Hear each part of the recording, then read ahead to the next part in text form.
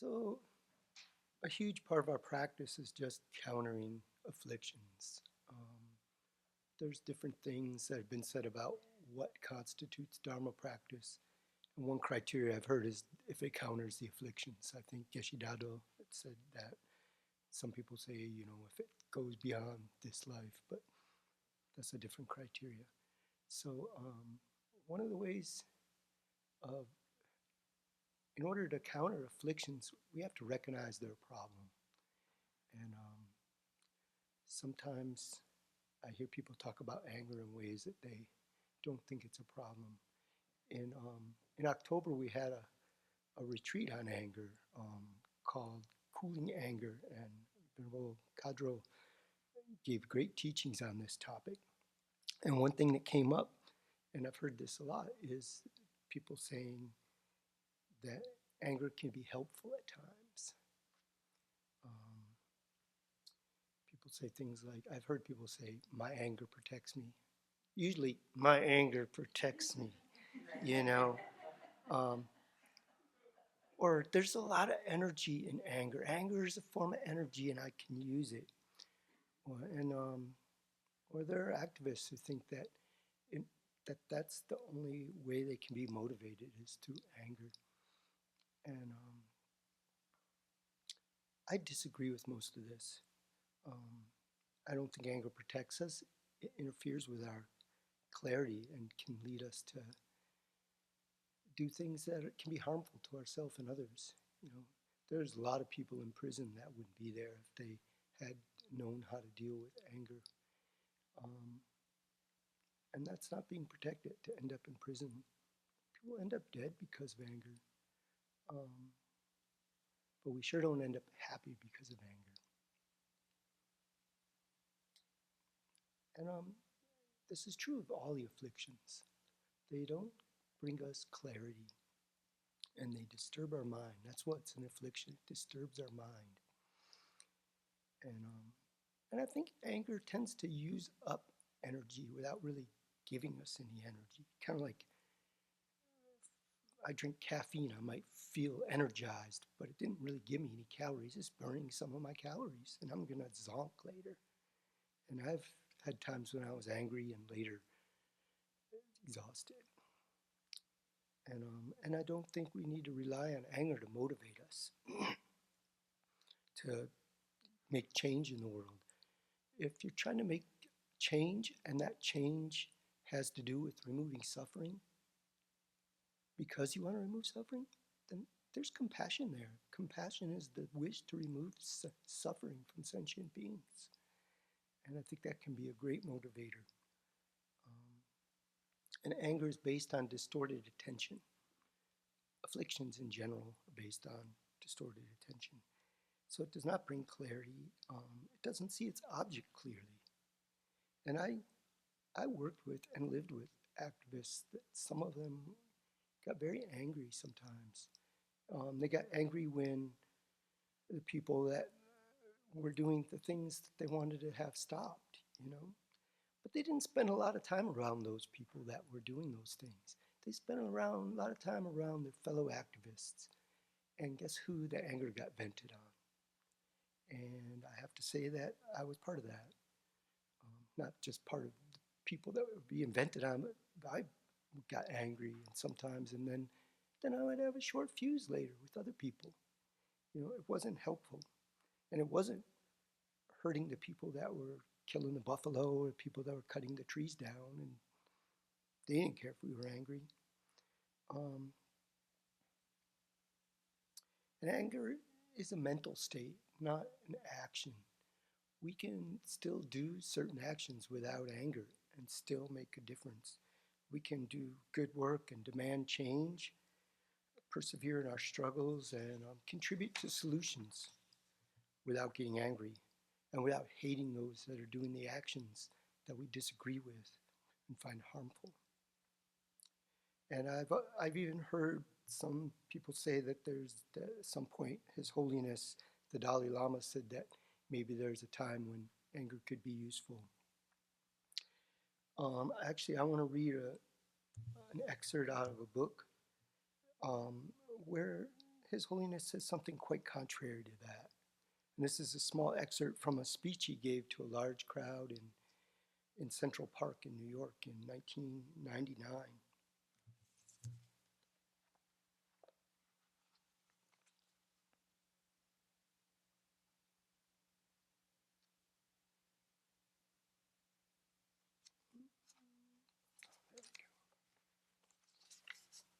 He says, human emotions are very powerful and sometimes overwhelm us. This can lead to disasters. An important practice in training our minds involves distancing ourselves from strong emotions before they arise. For example, when we feel anger or hatred, we may think, yes, now anger is bringing me more energy, more decisiveness, swifter reactions. However, when you look closely, you can see the energy brought about by the negative emotions is essentially blind. We may find that instead of bringing thoughtful process, there are many unfortunate repercussions. I doubt whether the energy brought about by negative emotions is really useful. Instead, we should analyze the situation very carefully and then, with clarity and objectivity, determine the countermeasures are called for. The conviction, I must do something, can give you a powerful sense of purpose. This, I believe, is the basis for a healthier, more useful, productive energy. If someone treats us unjustly, we must first analyze the situation. If we feel we can bear the injustice, if the negative consequences of doing so are not too great, then I think it best to accept it. However, if our judgment reached with clarity and awareness, if in our judgment reached with clarity and awareness, we are led to the conclusion that acceptance would bring greater negative consequences, then we must take the appropriate countermeasures. This conclusion should not be reached on the basis This conclusion should be reached on the basis of clear awareness of the situation, not as a result of anger. I think that anger and hatred actually cause more harm to us than the person responsible for the problem. And I think this is a very, very good book, by the way. It's called An Open Heart, Practicing Compassion in Everyday Life. And I've read it many times. It's part of why I'm a Buddhist.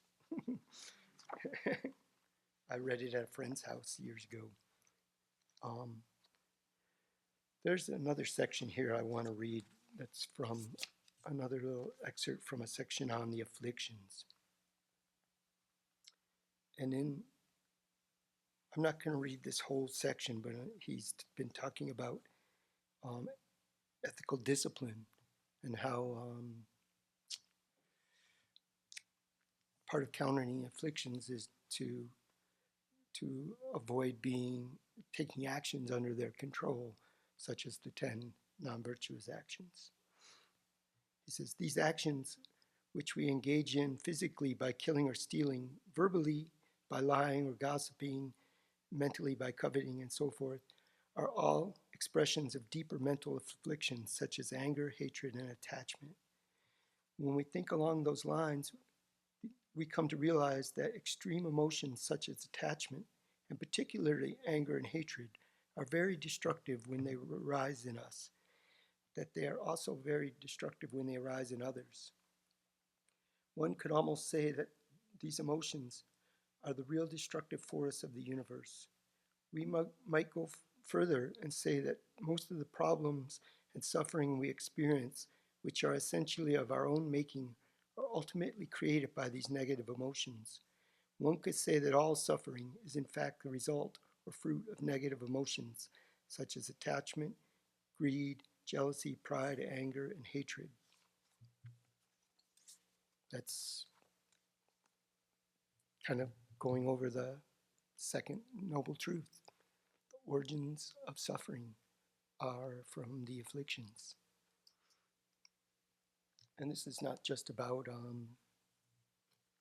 anger, but about recognizing all the afflictions as negative.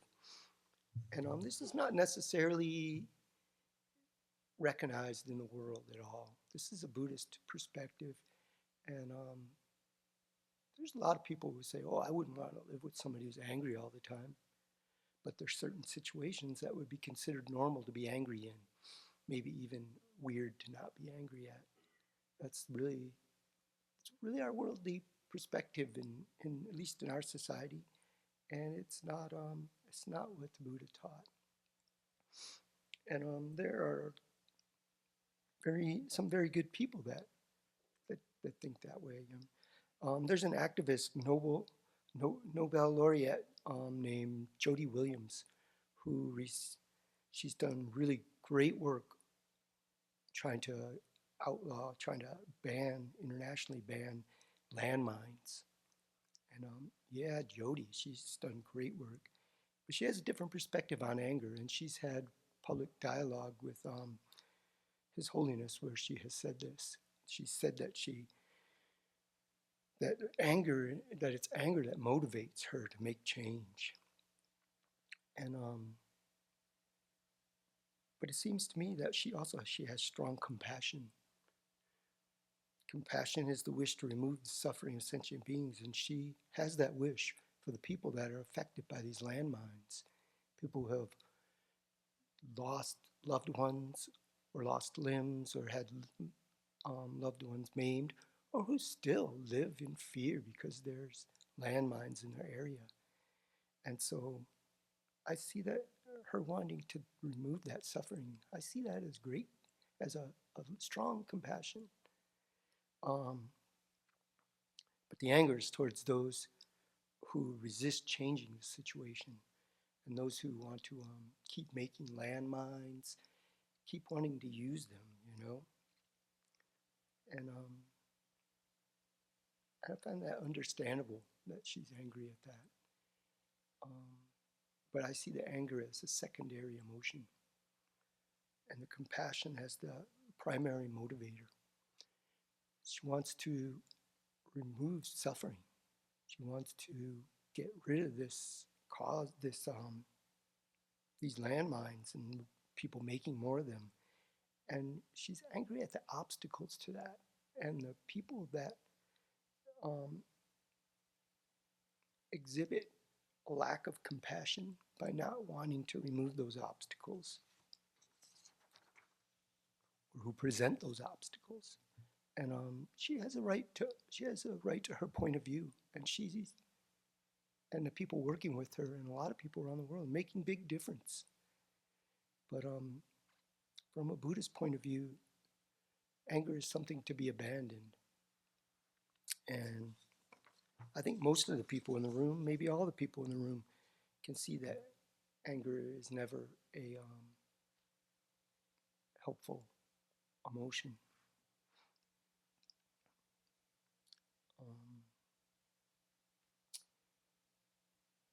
But it can be hard to recognize anger in all of its forms and see all those forms as harmful mental states. Anger covers a wide range of emotions, from animosity, irritation, frustration, spite, belligerence, resentment, hatred, rage. And generally, we can see, you know, rage and belligerence and hatred and resentment and spite, anger in its strongest forms as harmful. But annoyance, irritation, frustration, do we recognize these as harmful? Do we take them serious and address them the way we do these other stronger forms? Personally, I've noticed if I let frustration and irritation or annoyance go unchecked, they lead to stronger forms of anger usually. Or I'm grumpy and then I get more easily angry in another situation that's something unrelated. And there are common expressions in our society that treat anger as if it's something that's externally originated. Like the classic one is, "Oh, they made me so angry. That really pissed me off. You know, that burns me or that ticks me off." Or as As Buddhists, we're taught to deal with our own minds rather than putting the blame out on external things, external sources. And so I think a lot of us, we've already looked at those phrases and debunked them some, though they may still come up for us. But what about phrases like, oh, that person's so annoying, or that irritates me, or this is so frustrating?